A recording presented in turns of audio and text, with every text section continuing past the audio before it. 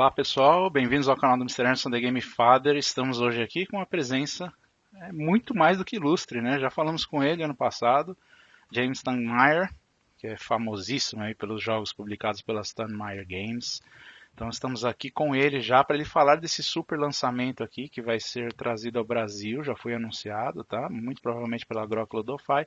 Então nós temos aqui o Red Rising, que é o jogão que... Só tem jogão na editora dele, né? Então todo mundo já conhece, tem o Wingspan, tem Scythe, tem Tapestry, milhares de jogos aí que o pessoal já está habituado a jogar. Então mais um jogão que ele vai trazer para nós aqui. Eu vou fazer a entrevista com ele, obviamente em inglês, depois eu vou pôr as legendas aí embaixo para a galera poder acompanhar, tá bom? Então vamos passar para o inglês aqui. So Jamey Stegmaier, welcome to the Game Father channel once again. It's a pleasure talking to you. It's great to be back, yeah. Yeah. So I invited you because myself, and of course the fans you have here in Brazil, wants to know more about the Red Rising that we heard. We saw an announcement in the Instagram. Maybe I think Grok Ludofy will bring this game to Brazil. So the intention here is to show the details of the game to the people here that are very anxious to acquire this new releasing. Awesome. Yeah, I'm happy to show you. Anything you want to see, yeah, I'm happy to share. Yeah, I just want to hear a little bit about the history of the game because I know it's based in a book, right? Yeah. So it's a science fiction book based on Mars, etc. So I think it's very exciting. So if you can tell us about what the game is about, it's fine. Yeah. Like you said, it's a dystopian science fiction book set in the future, and it's one of my favorite book series. Right. At this point it's 5 books, but it started out with a trilogy of 3 books. Mm-hmm. And I just loved the characters, I loved the plot, and I loved this weird dystopian society that is based on 14 different colors. Right. It's not the same as race in our world. Mm-hmm. These are genetically engineered casts of colors. There are 14 different colors with gold at the top and red at the bottom. So the game is about the red characters kind of rising up and making their place in this greater society. Mm-hmm. So I love this book series, and for years I've wanted to make a game in this world, and I tried and made a bunch of games that just weren't very good, and eventually I worked together with a co-designer, my friend Alex, and while playing a game called Fantasy Realms, which is a kind of a lighter game, but still a great game, we figured out that a similar format to that could work with this, which is definitely a heavier game than Fantasy Realms. Oh, yeah. Have you played Fantasy Realms? No, not yet. No. Yeah. Okay. Yeah. Okay. So the core concept in Fantasy Realms is that you have a random hand of characters. I'll hold some up while I'm talking about it.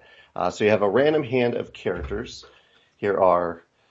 I have the cards in color order right now, so here's a bunch of gold characters as I talk about this. So you get a random hand of 5 characters, nice. And on your turn, you're choosing one of these characters from your hand, and you're playing it on the board and activating its deploy ability. So each character has a deploy ability over here, and that character is no longer in your hand. But instead, you are then choosing one of the locations on the board, and you're picking up a new character and adding that to your hand, which gives you different endgame scoring on this card, and you gain a benefit from the location on the board where you picked up this card. And so throughout the game, you are kind of crafting this hand of characters as you try to maximize the points. The points are on the character up here, and there's special endgame scoring at the base of the character based on the other cards that you have in your hand at the end of the game. Mm-hmm. Very beautiful cards, huh? This gold details. Oh, thank you. Yeah, this is the collector's edition of the game. I don't know which version Grok is making, but in the collector's edition, we have gold foil on the gold cards to make them feel extra special. Mm-hmm. Yeah. And there will be no Kickstarter, right? As you said, no. The approach for the Stonemaier games is to bring the game directly to retail. Yeah.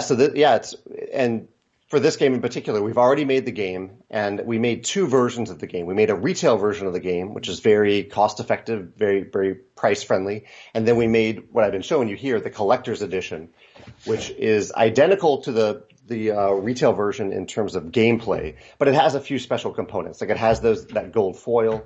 It has card holders that look like this. That can hold your hand of cards. And it has all metal tokens. So here are a few of the tokens. These tokens are kind of just shiny, heavy, nice metal tokens. Amazing. Yeah. Mm-hmm. Yeah. So let's hope Grok will bring this version to Brazil. I don't know. Yeah, let's see. So how about the mechanics? It's a card game, right? Yeah, it's a combo, a hand management card game. Yeah. Right. It's not a deck And building. really, not a deck building. No, you're just kind of building this hand of cards, and it is not easy. I mean, it's not difficult to learn. Like what I just explained to you in terms of playing a card from hand and adding a card to your hand. That's the entire game. That's what you're doing the entire game. But it is a really hard decision every time because you have all these characters that you like in your hand, and you're trying to decide which one can I use right now for its best ability if I play it. But then you're losing it. It's no longer in your hand for endgame scoring. And so the depth of the play comes from the timing of which character you choose to deploy, when you choose to deploy it, where you deploy it, and then which cards you decide to leave in your hand after you've deployed that card. Right. And how many players we can play? It plays 1 to 6 players. Oh, it's a lot of so people. it has... Yeah, it has an Altama mode. It plays really quickly with 6 players based on the way the endgame trigger works. And it really works really great at 2 and 3 players. I've had a great time playing it with my girlfriend, and I played it, this final version, 4 players a couple days ago, and had a great time with it. The approach today with this COVID-19 is to have games that brings this solo mode, right? And also to work very well in 2 players because it's the people are locked in their homes. Right. So exactly. Yeah. And you consider this a family game or it's you medium? What do you classify this game? How do you classify? It's a little lighter than Wingspan. So I would call Wingspan a family game. It is a little lighter than that, but there is a fair amount of text on the cards, as you can see. So it's not a game for younger kids, I think, who maybe can't read all that text and understand all that text at this point. And your hands are secret information, so you can't play open-handed and help out your kids. But I would say it's a family plus game. Yeah. Family plus. Okay. And how many cards the game brings to you? There's a big stack in here. Yeah. Let's see if I can lift out the full stack. It's 112 unique character cards. It's a big deck of cards. Lord, yeah. And we use bigger cards because I really wanted to show off the art and have plenty of room for the text. So these are the same size as in 7 Wonders. So they're a little bigger than normal cards. Okay. From the Wonders, right? Yeah. The cards you have in Wonders. Yes. The same size. Okay. Big ones. Yeah. Nice. Yeah. Very beautiful game, yeah? Thank you. Oh, yeah. And I haven't shown you this thing, but we do include a tray to hold the helium tokens in the game. So this is an icon that's from the books. And this is in every version of the game, so it's just a nice little thematic tray to hold up, to hold all the helium tokens in there. Nice. Yeah. Yeah, I am somehow amazed. Of course, I will acquire my copy once it's released here, for sure. Yeah. Cool. Okay, and you explained already how the idea came to your mind, right? So... Yeah. This guy is a friend of yours, or just met the guy in a cafe and decide to bring the game alive? How did they start? Yeah, Alex is just a friend in my gaming group, or he was just a friend in my gaming group. All right. But he is now actually our director of sales as well. So while we were designing this, he was just a friend in my gaming group who was designing the game with me. But he is now in charge of working with all of our distributors and our localization partners like Grok. Nice. And so, he works for Stonemaier Games now. Okay, perfect. And this book's not so new, right? It's from 2014, I guess? The first book is 2014, yeah. I don't know if it's a great series. Yeah, I don't know if you have here translated in Portuguese, because I was looking at here. I'm not 100% sure, but to be honest, this is the first time I heard about this book. So...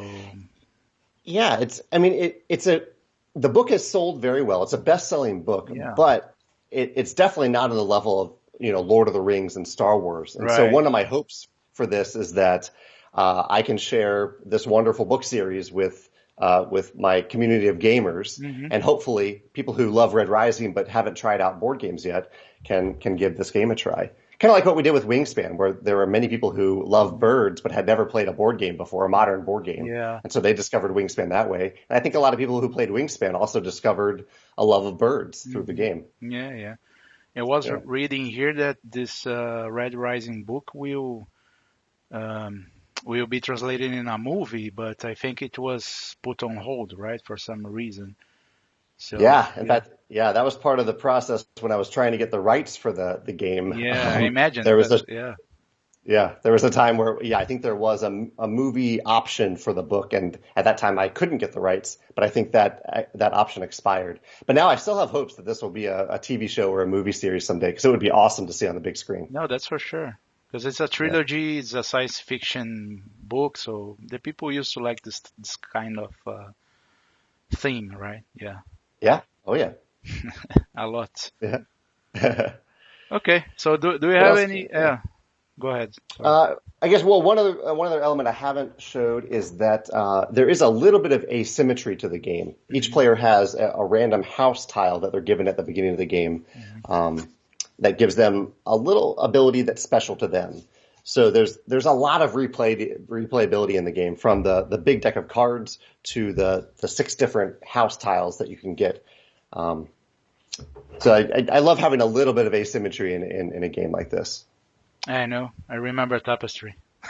Yeah, A lot that's of a lot of asymmetry. asymmetry. Yeah, Yeah. yeah, exactly. Okay, so you are proud of your project, of course, right?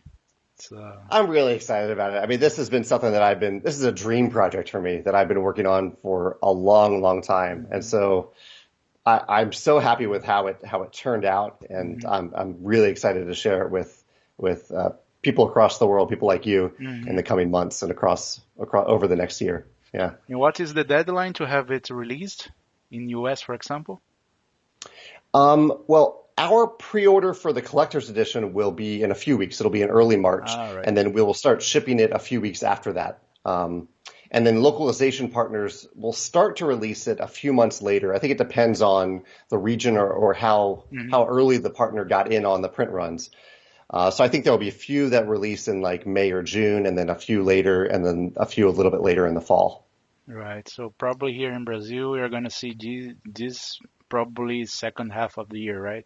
From June. Probably second half. Yeah, maybe your springtime is in the second half of the year, Springtime, right? yeah. So it'll be, and maybe your springtime. Yeah. Okay. Good. Okay. So you're very Yeah. anxious already. Yeah. Okay. Perfect. So is there something else that you like to share with the guys here in Brazil? Not only about this game, but any hot news you have in your hand? Well, really, the hot news for me was that Grok was publishing this. I didn't know that until yesterday myself, because my director of sales, Alex, my co-designer, is the one who knows that information. So that would be the news. I'm really excited that you all are going to get this game in Brazil. Yeah, because you fixed a partnership with Galapagos as well, right? So We did, yeah. We have a kind of a dual partnership right now with Grok and Galapagos. okay. So I have two fronts here that you can publish Yeah. your games. Exactly, yeah. Nice. 2 great companies. Okay. Okay. So perfect. So it's nice to talk to you again. Very nice game. So congratulations.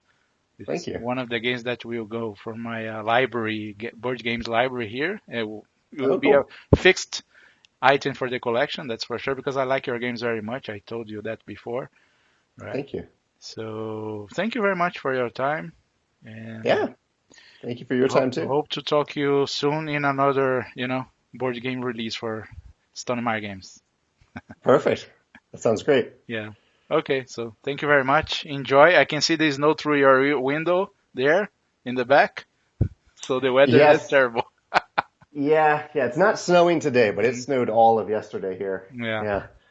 Okay. Yeah. So, all right. Okay. So thank you very much. Have a good day. Yeah. Take care. Have a good evening. Bye bye. Bye. Ciao.